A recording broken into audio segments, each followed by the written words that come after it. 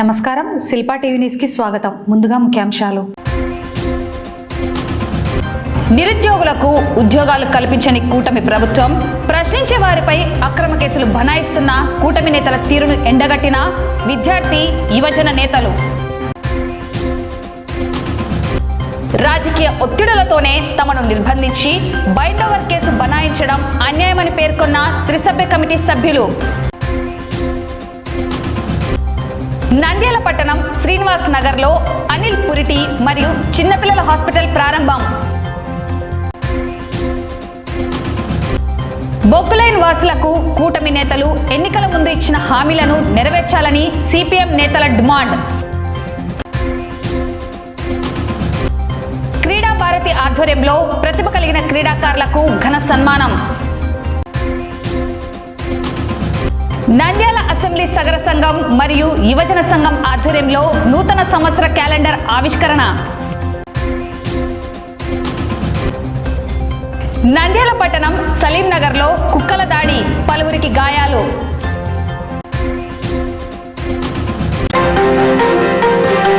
కూటమి ప్రభుత్వం ఇంటికి ఒక ఉద్యోగం ఎక్కడిదని, నిరుద్యోగ భృతి కల్పించాలని పలు విద్యార్థి యువజన సమస్యలపై గలం విప్పిన విద్యార్థి యువజన నేతలపై అక్రమ కేసులు బనాయిస్తున్నారని ఏవైఎఫ్ నాయకుడు నాగరాముడు కూటమి నేతల తీరును ఎండగట్టాడు. ఈ మేరకు స్థానిక సిపిఐ కార్యాలయంలో యువజన విద్యార్థి సంఘాల ఐక్య కార్యాచరణ సమావేశం నిర్వహించడం జరిగింది. ఈ సమావేశంలో వారు విద్యార్థి యువజనులు ఎదుర్కొంటున్న సమస్యలను ప్రభుత్వ దృష్టికి తీసుకెళ్లి వాటి పరిష్కారానికి పోరాటాలు చేపట్టడం జరుగుతుందని పేర్కొన్నారు. చర్యలు మా మీద ఉత్తరమైందని చెప్పేసి మేము మీరు ప్రశ్నిస్తున్నాం. గిరిజన ప్రాంతాల్లో జరిగినటువంటి పరిస్థితి గమనిస్తున్న విద్యార్థుల పైన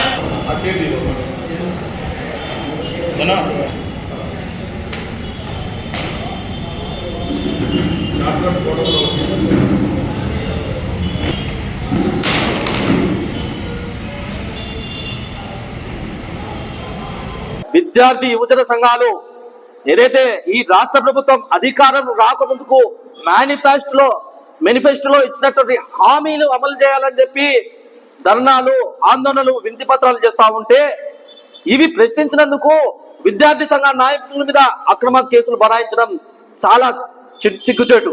ఈరోజు ప్రజాస్వామ్యంలో కేవలం ప్రశ్నించడం తప్పైందంటే ఈరోజు ఎవరు ప్రశ్నించకపోవచ్చు. ముఖ్యంగా గత ప్రభుత్వం ఉన్నప్పుడు మేము ప్రశ్నిస్తే మా మీద కేసులు కడుతున్నారని చెప్పి ఆ రోజు మీరందరూ ఆందోళన మాట పట్టారా లేదా? ఈ రోజు మీరు అధికారంలోకి వచ్చి ఈ రోజు ఈ విధంగా విద్యార్థి నాయకుల మీద కేసులు పెట్టడం ఎంతవరకు సమంజసం అని తెలియజేస్తా ఉన్నా. ముఖ్యంగా ఏదైతే రాష్ట్ర ప్రభుత్వం ఈ జిల్లాలకు కానీ ఏ జిల్లాలకైతే కానీ స్టడీ సర్కిల్ ఏమైనా ఏర్పాటు చేశాయని అడుగుతా ఉన్నా. అదే విధంగా స్టడీ సర్కిల్ అయితే అదే విధంగా విద్యార్థులు ఉపాధి కోసం ఏదైనా స్కిల్ డెవలప్మెంట్ సెంటర్లు కానీ ఇంకా ఏదైనా కానీ ఏర్పాటు చేశారా? ఈరోజు రాష్ట్రంలో విద్యార్థులు నిరుద్యోగులుగా బయటకు వస్తున్నారు తప్ప నుంచి వాళ్ళకి ఎటువంటి ఉపాధి హామీ పథకాలు లేవు. ఈరోజు ఉపాధి హామీలు లేవు కాబట్టి బెంగళూరు, చెన్నై, అటు హైదరాబాద్ లాంటి అనేక రకాల ప్రాంతాలకు వలస వెళ్ళిపోతున్నారు. మేము ఒకటే తెలియజేస్తా ఉన్నాం, ఏదైతే విశాఖపట్నంలో విద్యార్థి నాయకులు పెట్టిన కేసులు ఎత్తేయాలా, అదేవిధంగా నంద్యాల జిల్లాలో కూడా కొంతమంది అక్రమంగా విద్యార్థి నాయకులు కేసులు పెట్టాలని చెప్తా ఉంది. మేము ఒకటే తెలియజేస్తా ఉన్నాం, ఈరోజు ప్రశ్నించినందుకు కేసులు పెట్టడం అంటే ఎంతవరకు కేసులు పెట్టుకుని పెడతా ఉంటున్నాం. చట్టపరంగా పూర్తి స్థాయిలో మేము కూడా ఈ కేసులను ఎదుర్కొని సిద్ధంగా ఉన్నాం. మీరు పెట్టేటువంటి ఏదైతే ఫాల్స్ కేసును ఎత్తేయకపోతే రానున్న రోజుల్లో అసెంబ్లీని విద్యార్థి యువజన ప్రజాసంఘ నాయకులు అందరం కలిసి ముట్టడిస్తాం. రానున్న ఎన్నికల్లో మీ భరతం పడతామని చెప్పి తెలియజేస్తా ఉన్నాం. ఏదైతే ఈరోజు విద్యార్థి యువజన సంఘ ఆధ్వర్యంలో నంద్యాల జిల్లాలో నంద్యాల కేంద్రంలో నిర్వహించినటువంటి ప్రెస్ మీట్ లో ఎందుకు ప్రెస్ మీట్ పెట్టారనే దానికి ఈరోజు విశాఖపట్నంలో విద్యార్థి యువజన సంఘ నాయకులు ప్రశ్నించినటువంటి ఏదైతే మీరు ఎన్నికల మేనిఫెస్టోలో ఇచ్చినటువంటి విద్యార్థుల యువజనులకు కావాల్సిన నిరుద్యోగ భృతి ఇవ్వలేదని చెప్పి ప్రశ్నించినందుకు గాను ఈరోజు రౌడీ షీట్లు ఓపెన్ చేసినారు. కానీ విని ఎరుగని రీతిలో ఈరోజు రాష్ట్ర ప్రభుత్వం చేస్తూ ఉంది. ఎన్నడూ లేని విధంగా ఈరోజు విద్యార్థి యువజన సంఘాల నేతలపైన కేసులు కట్టడం ఎంతవరకు సమంజసం మేము ఈరోజు అడుగుతా ఉన్నాం విద్యార్థి సంఘాలుగా. ఇదే కంటిన్యూ అయితే తక్షణమే వారు ఎవరైతే కేసు కట్టారో విద్యార్థి సంఘాల యువజన సంఘ నాయకుల మీద తక్షణమే వాళ్ళ కేసు మాఫీ చేసి వాళ్ళకి క్షమాపణలు చెప్పే విధంగా ప్రభుత్వం చర్యలు తీసుకోవాలని కోరుతున్నాం. ఈరోజు నంద్యాల జిల్లాలో ఏఐవైఎలు అదేవిధంగా ఏఎస్ఎఫ్ యొక్క ఆధ్వర్యంలో ప్రెస్ మీట్ నిర్వహించడం జరుగుతూ ఉన్నది. అయితే గత వారంలో విశాఖపట్నంలో జరిగినటువంటి విద్యార్థులపైన క్రిమినల్ కేసులతో పాటు అదేవిధంగా రౌడీ షీటర్లుగా కేటాయించి వాళ్ళపైన కేసులు నమోదు చేయడం చాలా దారుణం అని చెప్పేసి మేము ఒకటే ప్రశ్నిస్తున్నాం. విద్యార్థుల పైన కూడా ధర్నాలు, స్ట్రైకులు, రాస్తారోకాలు చేసిన వాళ్ళపైన ఎవరు కూడా ప్రశ్నించకుండా ఉండే విధంగా ఈ యొక్క గవర్నమెంట్ జీవో తీసుకురావడం చాలా దారుణం అని చెప్పేసి మొట్టమొదటిసారిగా మేము కోరుతా ఉన్నాము. అదేవిధంగా విద్యార్థుల పైన రౌడీ షీటర్లుగా కేటాయిస్తే ఇదే విధంగా టీడీపీ వాళ్ళు చేస్తా ఉన్నారు, జనసేన పార్టీ వాళ్ళు చేస్తా ఉన్నారు. మా మీద రుద్రం ఏంటి అని చెప్పేసి మేము మీరు ప్రశ్నిస్తున్నాము.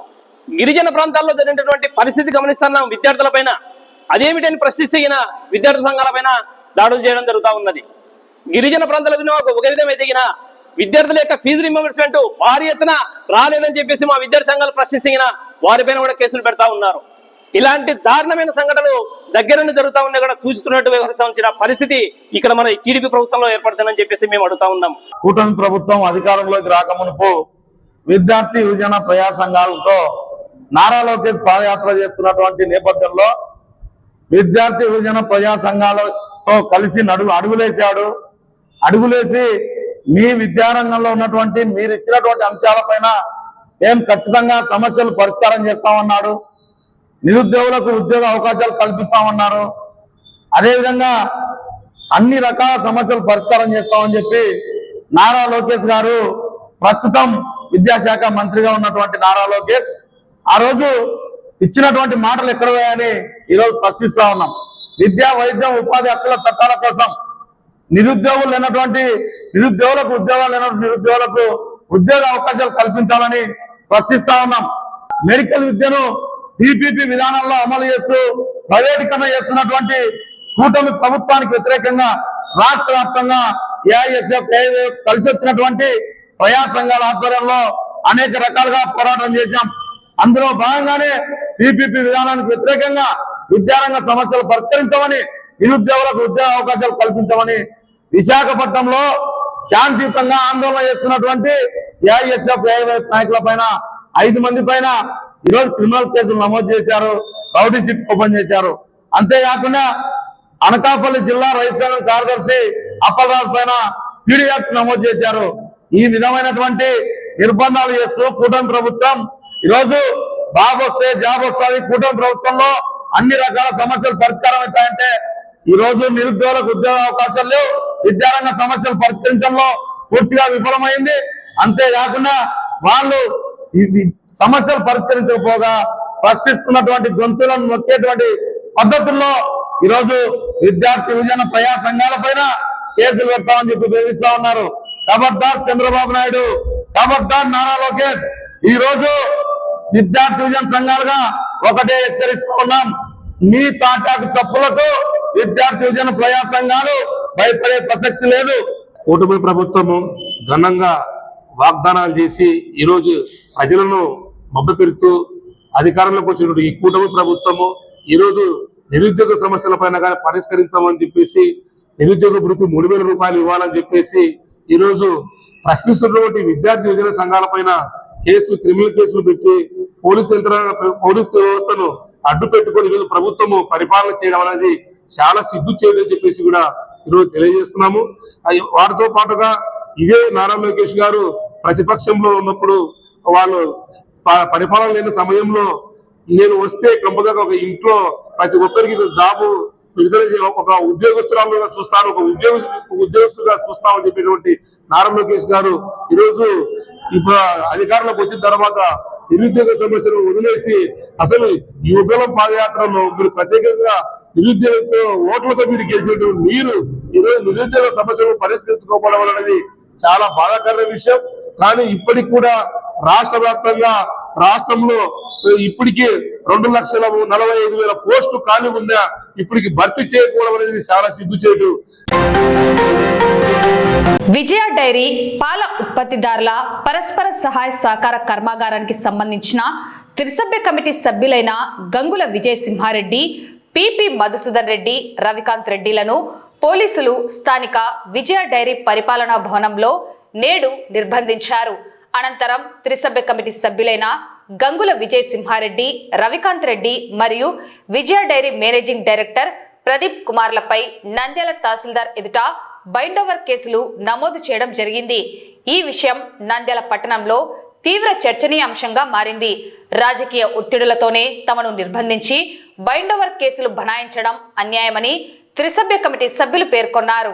ఈ సందర్భంగా విజయ డైరీ త్రిసభ్య కమిటీ సభ్యులు మాట్లాడుతూ విజయ పాల ఉత్పత్తి కర్మాగారానికి సంబంధించి ముత్యాలపాడు గ్రామం పాల సొసైటీ సభ్యులకు ఇచ్చిన నోటీసులకు వివరణ ఇవ్వమని చెప్పడం, వారు ఇచ్చిన నోటీసులకు సమాధానం ఇవ్వకపోవడం జరుగుతున్న నేపథ్యంలో కమిటీ సమావేశాన్ని ఈ నెల 10వ తేదీకి వాయిదా వేయడం జరిగిందని, ఈ పరిస్థితుల్లో రాజకీయంగా ఈ విషయాన్ని తీసుకొని తమపై రాజకీయ ఒత్తిడులతో నిర్బంధించి బైండోవర్ కేసులను బనాయించడం అన్యాయమన్నారు.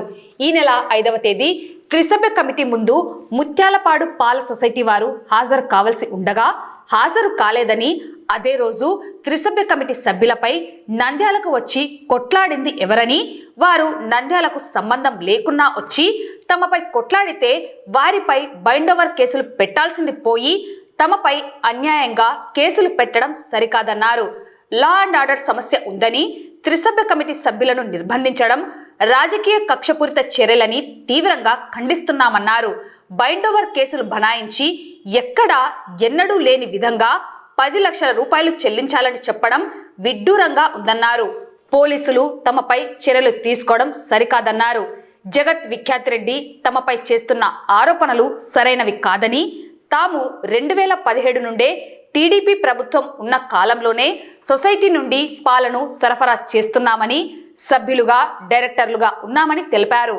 కేవలం 1,20,00,000 రూపాయలు విజయ డైరీకి చెల్లించాలన్న కారణంతో డిఫాల్టర్గా జగత్ విఖ్యాత్ రెడ్డిని చేయడం జరిగిందని, ఆయన పాల డైరీ చైర్మన్ అధికారాన్ని చేజిక్కించుకోవాలని అనేక ప్రయత్నాలు చేస్తున్నారని, విజయ డైరీ నియమ నిబంధనలకు విరుద్ధంగా వ్యవహరించడం సరికాదన్నారు. డిస్ప్యూట్ రెజల్యూషన్ కమిటీలో మేము 3 మెంబర్స్ ఉన్నాము.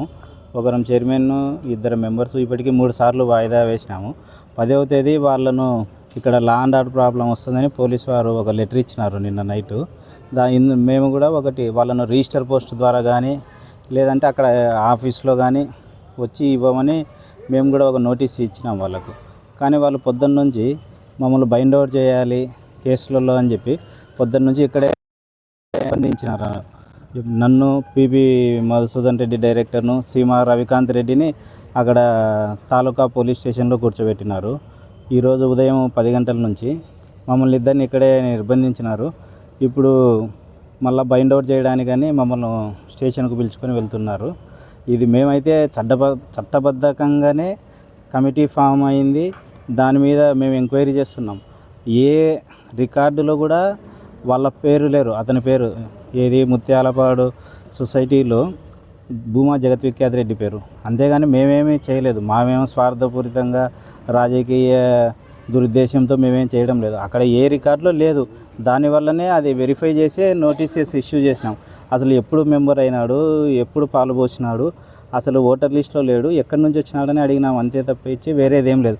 దాని మీద మా మీద రాజకీయ కక్షతో ఉదయం నుంచి పోలీసులను పెట్టి ఇక్కడ నిర్బంధించినారు.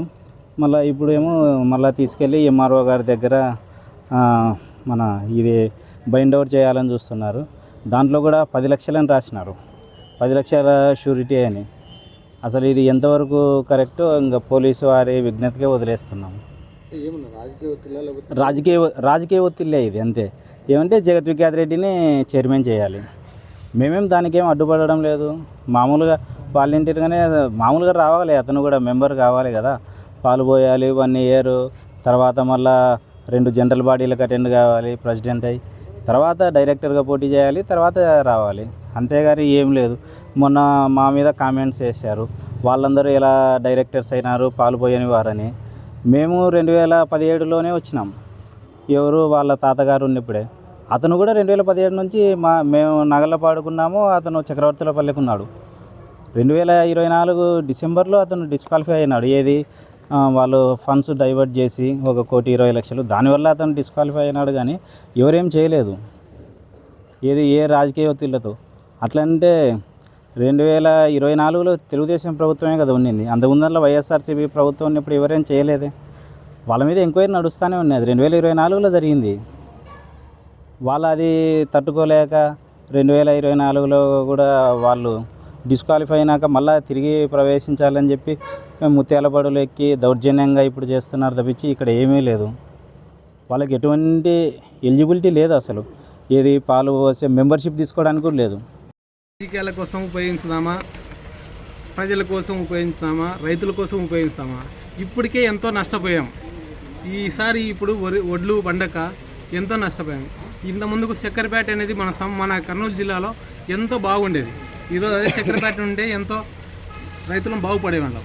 ఇప్పుడు ఈరోజు ఈ సంస్థను కూడా ఇది చేసుకెళ్ళాం మేము రైతులము. దయచేసి మేము నాయకులకు ఒకటి చెప్తున్నాం, మీరు రాజకీయాలు ఎక్కడన్నా పక్కన పెట్టండి, రైతుల కోసం పని చేయమని అడుగుతున్నాం మేము. మీ పేరండి? నా పేరు రమణ, గంగవరం సొసైటీ. కనీసం అంటే ఈ నంద్యాల జిల్లాలో ఈ సంస్థ ఉందంటే ఈరోజు విజయసింహ అన్న కాకపోవచ్చు, ఇంకొక మన జగన్మోహన్ రెడ్డి అన్న కానీ డైరెక్టర్లు కానీ ఈరోజు ఈ సంస్థను ఇంత బాగుపరిచినామనే కదా మీరు అంతా ఇది చేయడం. 25 ఏళ్ళ నుంచి ఎవరన్నా అడిగినామా?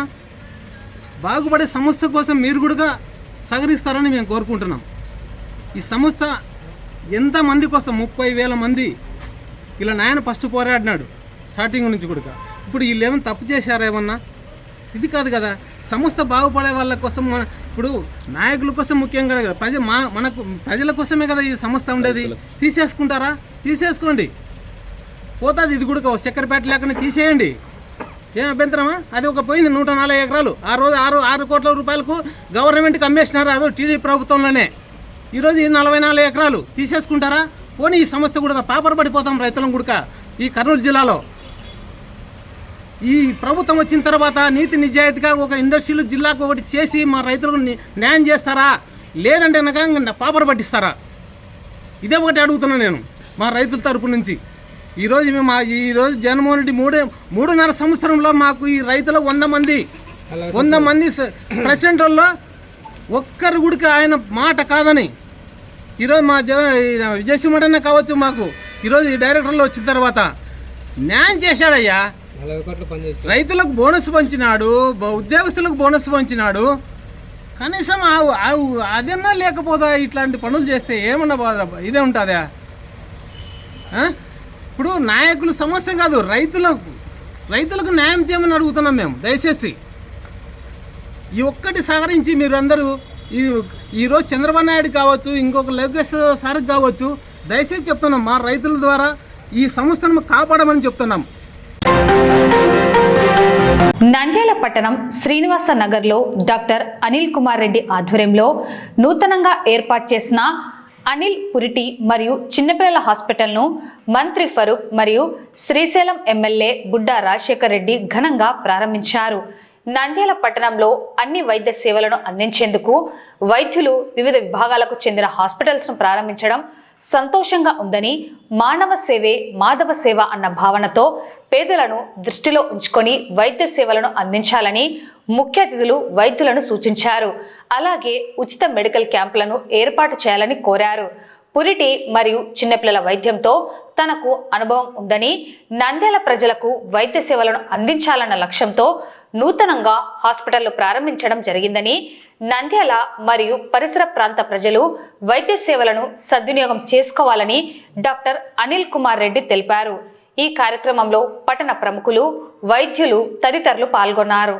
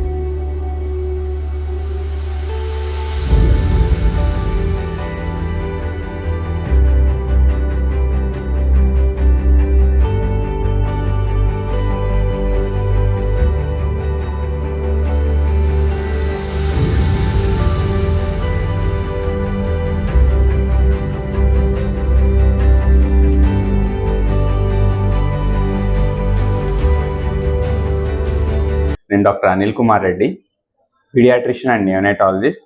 నేను కర్నూలు మెడికల్ కాలేజ్లో ఎంబీబీఎస్ చేశాను. తర్వాత ఉస్మానియా మెడికల్ కాలేజ్లో ఎండి పీడియాట్రిక్స్ చేశాను.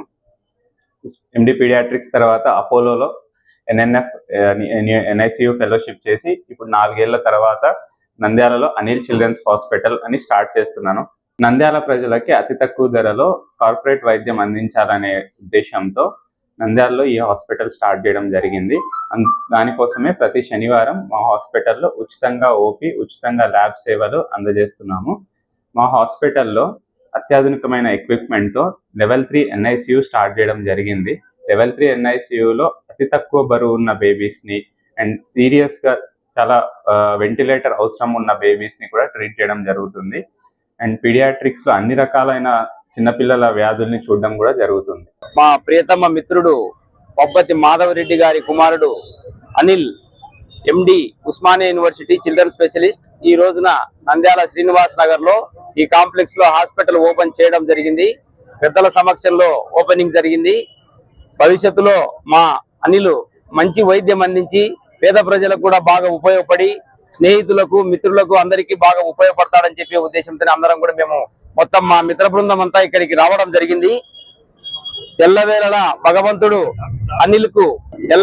భగవంతుడు మా అబ్బాయి అనిల్ కు ఆశీస్సులు అందించి ఈ హాస్పిటల్ దినదినాభివృద్ధి చెంది నంద్యాలలోనే మంచి ప్రముఖ వైద్య హాస్పిటల్ గా వర్ధిల్లాలని చెప్పి కోరుకుంటున్నాము. ప్రతి శనివారం కూడా ఉచిత ఓపీ పిల్లలకు అందరికి కూడా ఏర్పాటు చేయడం జరిగింది. ఖచ్చితంగా ప్రతి ఒక్కరు కూడా ఈ అవకాశాన్ని వినియోగించుకొని ప్రతి శనివారం నాడు కూడా ఉచిత ఓపీని వినియోగించుకోవాల్సిందిగా కోరుతున్నాము. భవిష్యత్ అంతా కూడా మాకు బాగుండాలని చెప్పి నంద్యాలలోనే నంబర్ 1 చిల్డ్రన్ హాస్పిటల్ గా ఉండాలని, ఎందుకంటే అబ్బాయి మంచి ఇంటెలిజెంట్, ఉస్మానియా యూనివర్సిటీలో ఎండి చిల్డ్రన్ స్పెషలిస్ట్ గా చేసినాడు కాబట్టి ఖచ్చితంగా మంచి వైద్యం అందిస్తాడు. నంద్యాల పట్టణంలోని బొగ్గు లైన్లో దాదాపు 100 సంవత్సరాల నుండి జీవనం సాగిస్తున్న పేద ప్రజలను అభివృద్ధి పేరుతో ఇల్లు ఖాళీ చేయించాలని చూస్తే ఊరుకోబోమని వారికి 2 సెంట్ల ఇళ్ల స్థలం ఇచ్చి ఇల్లు నిర్మించి అన్ని రకాల మౌలిక వస్తువులు కల్పించి ఖాళీ చేయించాలని, ఎన్నికల ముందు ఇచ్చిన హామీలను నెరవేర్చాలని, లేకుంటే సిపిఎం పార్టీగా దశల వారీగా ఆందోళనలు ఉధృతం చేస్తామని సిపిఎం జిల్లా కార్యదర్శి వర్గ సభ్యులు నాగరాజు, సిపిఎం పట్టణ కార్యదర్శి లక్ష్మణ్, సీనియర్ నాయకులు తోటమద్దులు, పట్టణ కార్యదర్శి వర్గ సభ్యులు పుల్లా నరసింహ, మహమ్మద్ గౌస్, మౌలాలీలు అన్నారు. బొగ్గులైన్ వాసులు మంత్రిని కలిసేందుకు వారి కార్యాలయం వద్దకు వెళ్లడం జరిగింది. అక్కడ పట్టించుకునే నాయకులు లేకపోవడంతో వెనుదిరిగి తహసీల్దార్ కార్యాలయం ముందు ధర్నా నిర్వహించడం జరిగింది. ధర్నాలో పట్టణ కార్యదర్శి వర్గ సభ్యులు మహమ్మద్ గౌస్, బొగ్గులైన్ వాసులు మహారాజ్, అశోక్, సురేష్, వెంకటరమణరాజు, రామాంజనేయులు, పెద్దక్క, లక్ష్మి, విజయ్, సాయి, కృష్ణ, హరికృష్ణలతో పాటు 200 మంది బొగ్గులైన్ వాసులు పాల్గొనడం జరిగింది. నంద్యాల బొగ్గులైన ప్రజల సమస్యలు గత 20 సంవత్సరాలుగా అప్రస్తుతంగానే ఉన్నాయి. అయితే అప్రస్తుతంగా ఉన్న సమస్యలు పరిష్కరించాల్సింది పోయి శాశ్వతంగానే నంద్యాల బొగ్గులైన నివాసస్తులను ఖాళీ చేయించే ఉద్దేశంతోనే గత ప్రభుత్వం పనిచేసింది, ఈ ప్రభుత్వం కూడా పనిచేసింది. తెలుగుదేశం సంబంధించినటువంటి నాయకులు, ప్రస్తుత మంత్రి ఫరూక్ గారు, ఆయన కుమారులు ఇద్దరు ఫయాజ్ గారు, ఫిరోజ్ గారు, తెలుగుదేశం మాజీ ఎమ్మెల్యే భూమా బ్రహ్మానంద గారు, తులసిరెడ్డి గారు, ఏవి సుబ్బారెడ్డి గారు, వీళ్ళందరూ కూడా జనసేన నాయకులు, బీజేపీ నాయకులు అందరూ కూడా సందర్శించారు. అక్రమంగా, అన్యాయంగా, బలవంతపు గుడిసెల తొలగింపు మేము అంగీకరించేది లేదు, మేము మీకు మద్దతుగా ఉంటాం, అండగా ఉంటామని చెప్పేసి చెప్పారు. మరోవైపు యువగలం సందర్భంగా పాదయాత్రకు వచ్చినటువంటి ఇప్పటి విద్యాశాఖ మంత్రి, రాష్ట్ర ముఖ్యమంత్రి తనయుడు లోకేష్ గారు వచ్చినప్పుడు మిమ్మల్ని ఎవరిని ఇక్కడి నుంచి 1 ఇంచు కూడా కదలకోకుండా చూసుకుంటాను, ఒకవేళ ఖాళీ చేయించాల్సి వస్తే 2 సెంట్లలో ఇల్లు నిర్మించిన తర్వాతనే మీరు ఖాళీ చేయండి, ఇది నాది భరోసా అని చెప్పే పద్ధతిలో యువగలంలో మంత్రి లోకేష్ గారు కూడా హామీ ఇచ్చారు. గత ప్రభుత్వం ఖాళీ చేయించినప్పుడు మీరే చెప్పారు, మీ గుడిసెలు ఖాళీ చేయాలంటే ముందు 2 సెంట్ల స్థలంలో ఇల్లు కట్టించండి, రోడ్లు వేయించండి, సౌకర్యాలు కల్పించండి, నీరు, కరెంట్ అని ఇవన్నీ సౌకర్యాలు కల్పించిన తర్వాత తొలగించాలని చెప్పి మీరు నీతి సూత్రాలు చెప్పారు. మరి ఈరోజు మీరు అధికారంలోకి వచ్చి మీరు ఎమ్మెల్యే మంత్రి అయిన తర్వాత మరి అదే న్యాయము అన్యాయము మీకెందుకు కనపడట్లేదు అని చెప్పి నేను అడుగుతా ఉన్నాను. దాదాపుగా 100 సంవత్సరాలకు పైగా నంద్యాల పట్టణంలో ఉన్నటువంటి బొగ్గు లైన్లో 300 కుటుంబాలకు పైగా నివసిస్తున్నటువంటి పేద ప్రజలను ఈరోజు అన్యాయంగా అక్రమంగా మిమ్మల్ని మేము తొలగిస్తున్నాము, వెళ్ళిపోండి, ఇక్కడ అభివృద్ధి చేయాలని చెప్పేసి కూటమి ప్రభుత్వము ఆలోచన చేయడం అనేటువంటిది చాలా దుర్మార్గము.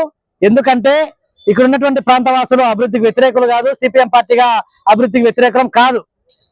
రోడ్డున పేద ప్రజలందరినీ రోడ్డున పడేసి మేము అభివృద్ధి చేస్తామనేటువంటిది చాలా దుర్మార్గము.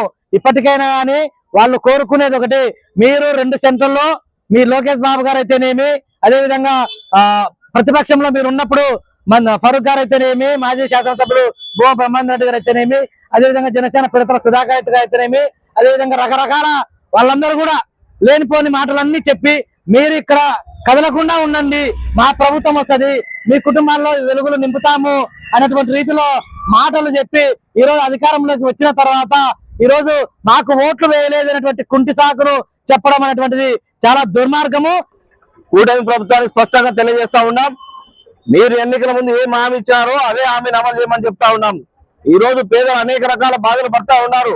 వాళ్ళ నోట్లోంచి వచ్చే మాటలు ఏమన్నా అంటే ఎప్పుడు ఇళ్ల మీద పడి లేపుతారో అర్థం కాని పరిస్థితి మాకు కనపడతా ఉంది, కాబట్టి ఎంఆర్ ఆఫీస్ గానే ఉంటాం, ఇక్కడే బాగుంటాం అని చెప్పి చెప్తా ఉన్నారు. అంటే అంత భయం ఈ రోజు బొగ్గులైన్ ప్రాంత ప్రజలు అంత భయం పుట్టిస్తా ఉన్నారు. కాబట్టి తక్షణమే బొగ్గులైన్ ప్రాంత ప్రజలకు ఇల్లు నిర్మించి ఇవ్వాలని చెప్పి సిపిఎం పార్టీగా డిమాండ్ చేస్తా ఉన్నాం. లేకపోతే ఇంకా సిపిఎం పార్టీగా ఇల్లు నిర్మించి ఇచ్చేంత వరకు ఈ పోరాటం ఆగదు. వారి కోసం ఏ తాగానికి సిద్ధమని చెప్పి సిపిఎం పార్టీగా డిమాండ్ చేస్తాం. మాకు ఇండ్లు కట్టించి ఆ రోజు మీటింగ్ లో కానీ ఏం చెప్పినాడు, మాకు 2 సెంట్ల స్థలం ఇచ్చి కట్టించి మిమ్మల్ని అంత దాకా పంపించాము, ఈ ఇండ్లలోనే ఉండాలని చెప్పినాడు. మళ్ళీ ఇప్పుడు ఏంటి చేస్తున్నాడు, మాకు ఏంది చేయడంలే, బొగ్గులలో ఓటేయడంలే అని మాట్లాడుతున్నాడు ఆయన. చంద్రబాబు నాయుడు పార్కు ఇద్దరు అట్లా చేస్తున్నారు మమ్మల్ని. మళ్ళీ మేమేం చేయాలా, మేమే బదులు పడాలా, మాకు తిండి పోలేదు, మళ్ళీ కొట్టాలు పడదెంతా, అవి పడదెంతా, ఈ పడదెంతా అంటున్నారు. మళ్ళీ మేము ఎక్కడ పోవాలా, ఏమోలనే పోవాలా, మేము కడుపు నుండి అన్న లేకుండా ఇక్కడ వస్తాయా అక్కడ వస్తాయా కుక్కలని భయపడి వస్తున్నాం మేము ఇంట్లో.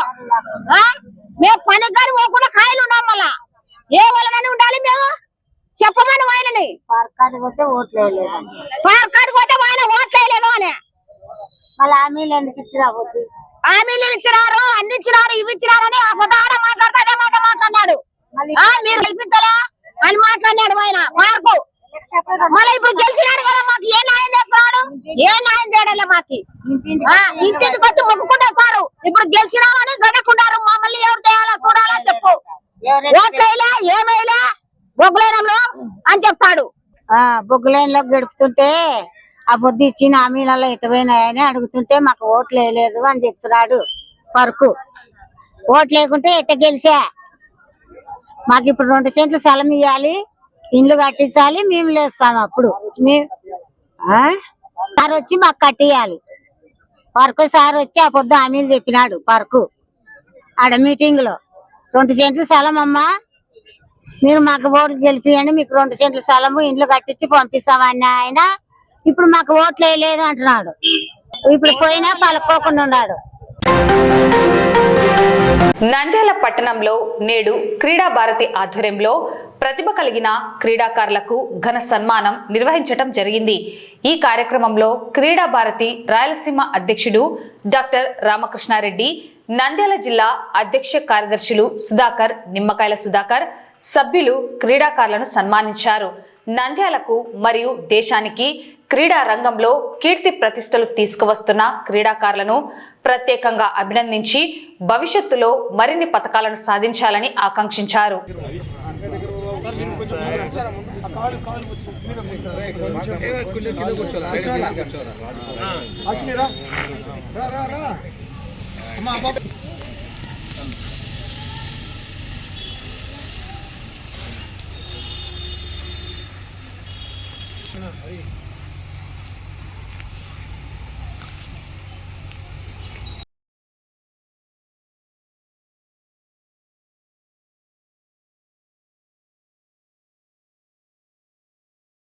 క్రీడా భారతి ఆధ్వర్యంలో నంద్యాల జిల్లా అధ్యక్షులు సుధాకర్ మరియు కార్యదర్శి సుధాకర్ మిగతా అందరి కార్యవర్గ సభ్యుల ఆధ్వర్యంలో జిల్లా సమావేశాలు నిర్వహించడం జరిగింది.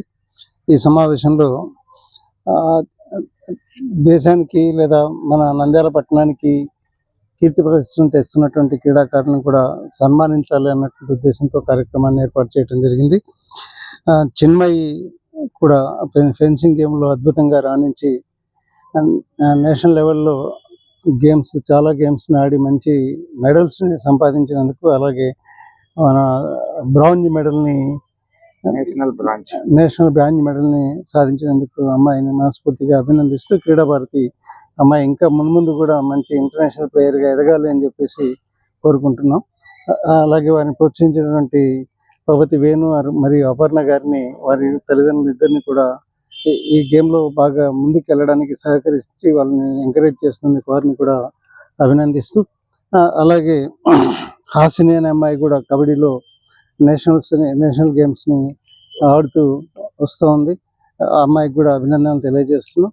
అలాగే నెక్స్ట్ ఒలింపియాడ్ గేమ్స్లో కబడ్డీని ప్రధానంగా ఫోకస్ చేసుకుని ఇండియా ఆడిపించాలి. ఇండియాలో ఎట్లాగైనా సరే ఆ గేమ్స్లో కబడ్డీలో మనం గోల్డ్ మెడల్ మనం సాధించాలి అన్నటువంటి ఉద్దేశంతో ప్రయత్నం చేస్తూ ఉన్నటువంటి విషయాన్ని మనం గమనించాలి.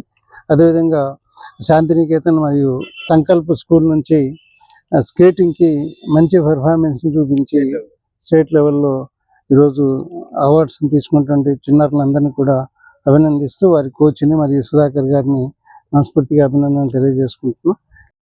ప్రతి సంవత్సరం జరిగే సాధారణ జనరల్ బాడీ మీటింగ్ లాగే ఈరోజు ఈ కార్యక్రమం నిర్వహించుకుంటున్నాం. దాంతో పాటుగా క్రీడా భారతి యొక్క ముఖ్య ఉద్దేశం క్రీడాకారులను ప్రోత్సహించడం, క్రీడాకారుల్లో ఉన్నటువంటి నైపుణ్యాలని, వాళ్ళలో ఉన్నటువంటి స్కిల్స్ని ఇంకా ఎన్హాన్స్ చేయడం.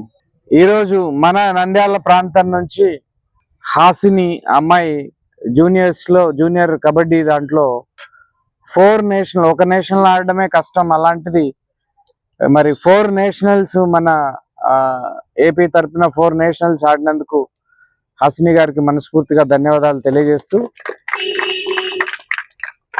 క్రీడాకారులకి మరి మన స్థాయిలో మనం చేయగలిగినంత వాళ్ళకి సహాయం చేయడం, వాళ్ళ గుర్తింపునివ్వడం, వాళ్ళకు వేదికలను ఇవ్వడం, వాళ్ళకు అవసరమైనటువంటి సలహాలు సూచనలు ఇవ్వడం, వాళ్ళని భవిష్యత్తులో మరిన్ని టోర్నమెంట్స్లో పాల్గొనేలా ఎంకరేజ్ చేయడం చాలా అవసరం.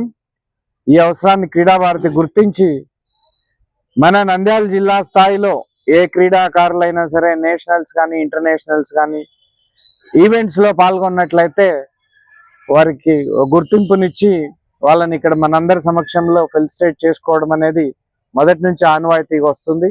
ఆ సందర్భంలోనూ ఈరోజు చిన్మయి అమ్మాయి అండర్ 17 ఫెన్సింగ్ కాంపిటీషన్లో ఇంటర్నేషనల్ లెవెల్లో బ్రాంజ్ మెడల్ సాధించడం నిజంగా మనందరం గర్వపడాల్సినటువంటి విషయం.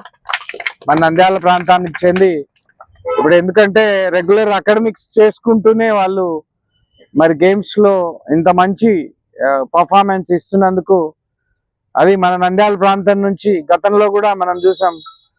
మనం కూడా మన క్రీడా భారతి తరపునే కొంతమంది క్రీడాకారులని జంప్ రోప్ కూడా ఇంటర్నేషనల్ సింగపూర్, మలేషియాలో 2 సార్లు జంప్ రోప్ ఇంటర్నేషనల్ కాంపిటీషన్స్లో పార్టిసిపేట్ చేయడం జరిగింది. చాలా కష్టం. పేరెంట్స్ సైడ్ నుంచి కోఆపరేషన్ ఉండాలి, సరైన కోచింగ్ ఉండాలి, మరి పిల్లలు దానికి తగ్గట్లు ప్రిపేర్ అవ్వాలి. ఇంటర్నేషనల్ కాంపిటీషన్ అంటే అంత సులభంగా ఉండదు. మన జిల్లా స్థాయి మీటింగ్స్లోనే కాంపిటీషన్స్లోనే చాలా కష్టం నెగ్గుకు రావడం.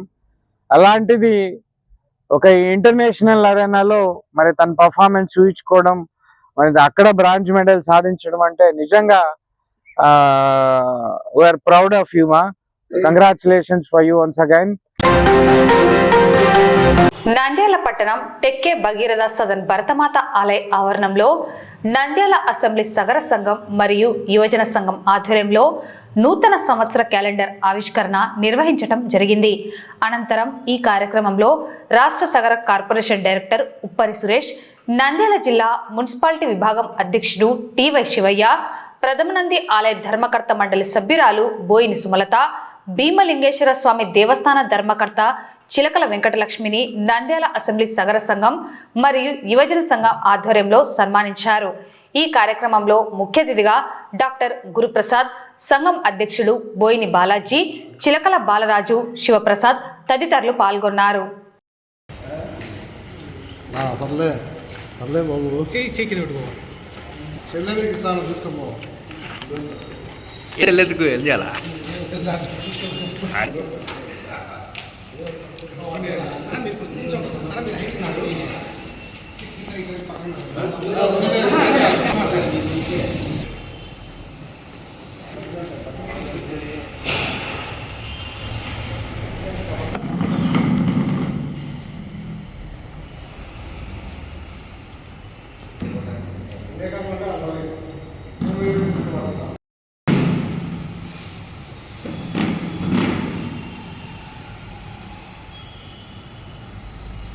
నంద్యాల అసెంబ్లీ సగర సంఘం మరియు యువజన సంఘం మరియు కుల పెద్దల సమక్షంలో ఈరోజు నూతన సంవత్సర క్యాలెండర్ను ఆవిష్కరించడం జరిగింది. అలాగే మా కులంలో సగరులైనటువంటి వారికి కొంతమందికి ప్రభుత్వం చేత కొన్ని పదవులు కేటాయించడం జరిగింది. వారికి ఈరోజు మా సంఘం తరపున కుల పెద్దల మధ్యలో సన్మానం ఏర్పాటు చేశాము. అలాగే మా నూతన క్యాలెండర్కు యాడ్స్ ఇచ్చినటువంటి దాతలకు వారికి కూడా సన్మానం ఏర్పాటు చేశాము. ఈ కార్యక్రమంలో పాల్గొనేటటువంటి సగరులందరికీ నా హృదయపూర్వక ధన్యవాదాలు తెలుపుకుంటున్నాము. 2018 నుండి నంద్యాల అసెంబ్లీ మరియు నంద్యాల పార్లమెంట్ పరిధిలోని మన కుల సంఘాలలో అందరినీ ఐకమత్యం చేసుకుంటూ ప్రతి ఏడాది క్యాలెండర్లను ఆవిష్కరించడంతో భాగంగా ఈరోజు నంద్యాల అసెంబ్లీ సగర సంఘం యువజన సంఘం ఆధ్వర్యంలో క్యాలెండర్ ఆవిష్కరణ కార్యక్రమం పాల్గొనడం చాలా సంతోషకరం. నంద్యాల భగీరథ సగర సంఘం నంద్యాల అసెంబ్లీ సగర సంఘం మరియు యువజన సంఘం ఆధ్వర్యంలో టెక్కే భగీరథ భవన్లో క్యాలెండర్ ఆవిష్కరణ కార్యక్రమాన్ని ఏర్పాటు చేయడం జరిగింది. ఈ కార్యక్రమానికి వచ్చేసిన సగర పెద్దలకు, సగర సోదరులకు, కమిటీ సభ్యులకు అందరికీ ధన్యవాదాలు తెలియజేస్తా ఉన్నా. వాస్తవంగా గత 9 సంవత్సరాల నుంచి ఈ క్యాలెండర్ ఆవిష్కరణ, క్యాలెండర్ ప్రతి ఇంటికి పంపించే కార్యక్రమాన్ని సంఘ అధ్యక్షులుగా ఎవరున్నా ఆ కార్యక్రమాన్ని విజయవంతంగా పూర్తి చేస్తూ ఉన్నారు. అలాగే ఆ కమిటీ సభ్యులు కూడా కష్టపడి ఇంటికి చేర్చడంలో వాళ్ళ బాధ్యత నిర్వర్తిస్తున్నారు. వాళ్ళందరికీ కూడా ధన్యవాదాలు తెలియజేస్తా ఉన్నా. గత వైసీపీ గవర్నమెంట్లో మనకు బనాయనపల్లెలో భగీరథ విగ్రహం ఏర్పాటు చేయడం జరిగింది. అలాగే ఆళ్లగడ్డ కాన్స్టిట్యున్సీకి వచ్చేటానికల్లా గత వైసీపీ గవర్నమెంట్లో అహోబిలంలో ఒక 10 సెంట్ల స్థలాన్ని మన కళ్యాణ మంటపానికి ఏర్పాటు చేయడం జరిగింది. ఆ రోజు బనాయనపల్లె ఎమ్మెల్యే కాటసాని రామిరెడ్డి గారు యాగంటి క్షేత్రంలో కూడా ఒక 15 సెంట్లు ఇస్తామని మాట ఇవ్వడం జరిగింది. అయితే కొన్ని అనివార్య కారణాల వల్ల అది నిలబడిపోయింది. అలాగే నంద్యాల అసెంబ్లీ సగర సంఘం కూడా విగ్రహం కోసం అయితేనేమి, స్థలం కోసం అయితేనేమి ఆ రోజు వైసీపీ గవర్నమెంట్ కూడా ఫైట్ చేయడం జరిగింది అందరి సహకారంతో. అయితే ఇది జిల్లా కేంద్రం కావడం వల్ల కొంత మనకు ఆ కార్యక్రమాలు జరగడం లేట్ అవుతా ఉన్నాయి. ఆ లేట్ కావడం వల్ల సరే మంచికో చెడుకో మన సగర సోదరుడు అయ్యా నాది 1 ఎకరా స్థలం ఉంది, దాంట్లో ఒక 30 సెంట్లు ఇస్తానని చెప్పేసి ముందుకు రావడం జరిగింది. ఆ 30 సెంట్లని సాధించి ఈ గవర్నమెంట్లో, ఎందుకంటే మన సగర సోదరులు దాదాపుగా 90% ఈ ప్రజెంట్ గవర్నమెంట్కి అనుకూలంగా ఉన్నారు కాబట్టి జిల్లా అధ్యక్షుల వారిని అలాగే నంద్యాల అసెంబ్లీ అధ్యక్షుల వారిని పదే పదే కోరుతా ఉన్నాను. ఆ స్థలం మీద ఏదైతే సమస్యలు ఉన్నాయో ఆ సమస్యలను సాల్వ్ చేసి 30 సెంట్లని, అది మనకు సంబంధించిన మన సగర సోదరునికి సంబంధించిన స్థలమే, ఆ స్థలాన్ని సాధించడానికి వాళ్ళు ప్రయత్నం చేయాలని కోరుతా ఉన్నాను. ఆ ప్రయత్నంలో భాగంగా మా సహకారం ఏమైనా అవసరమైతే ఖచ్చితంగా మమ్మల్ని ఎప్పుడు పిలిచినా ఆ స్థలం సాధనకై మీకోసం పోరాటం చేయడానికి మేము సిద్ధం. సగర సంఘం కార్పొరేషన్ డైరెక్టర్ మన సురేష్ గారికి మరియు ఇతర టెంపుల్ ధర్మకర్తలకు మన బాలాజీ మరియు బాలాజన్న మరియు బాలరాజన్నకి ఇద్దరికి కంగ్రాచులేషన్స్. ముఖ్యంగా ఈ సగర సంఘీయులకు, సగర బంధువులకు మరియు అందరికీ ఈ సంక్రాంతి శుభాకాంక్షలు. నంద్యాల పట్టణంలోని సలీం నగర్లో కుక్కలు స్థానిక వాసులపై మూకుమ్మడిగా దాడి చేసి తీవ్రంగా గాయపరిచాయి. దాదాపుగా 5 మందిని కుక్కలు కరవడం జరిగిందని స్థానికులు తెలిపారు. గాయపడిన వారు ప్రభుత్వ హాస్పిటల్లో చికిత్స పొందుతున్నారు. వీధి కుక్కల బారి నుండి ప్రజలను కాపాడాలని కాలనీ వాసులు అధికారులను డిమాండ్ చేస్తున్నారు.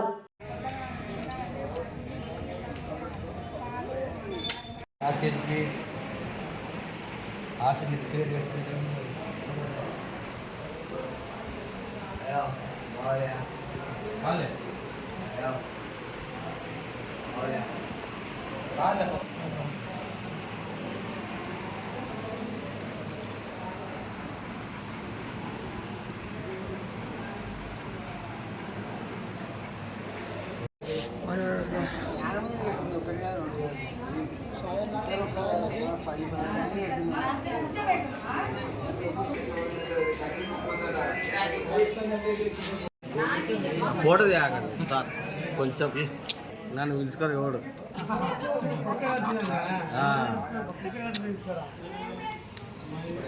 ఎవరికో డౌట్ ఉంటాయి ఇంకా ఎందుకు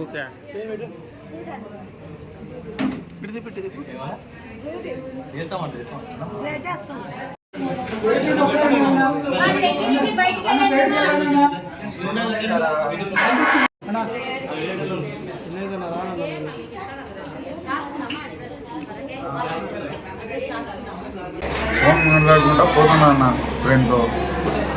బ్యాక్ సైడ్ నుంచి వచ్చింది, వచ్చి కాలుకి పట్టుకుంది. తిరిగి చూస్తే కుక్క ఉంది. ఇంకా అట్లానే మా ఏరియాలో చాలా మందికి గడిచిందన్న సలీంనగర్లో 20 to 30 మెంబర్స్కి గడిచింది. పిల్లలకు పెద్దలకు చాలా మందికి గడిచిందన్న. స్ట్రీట్ డాగే అది.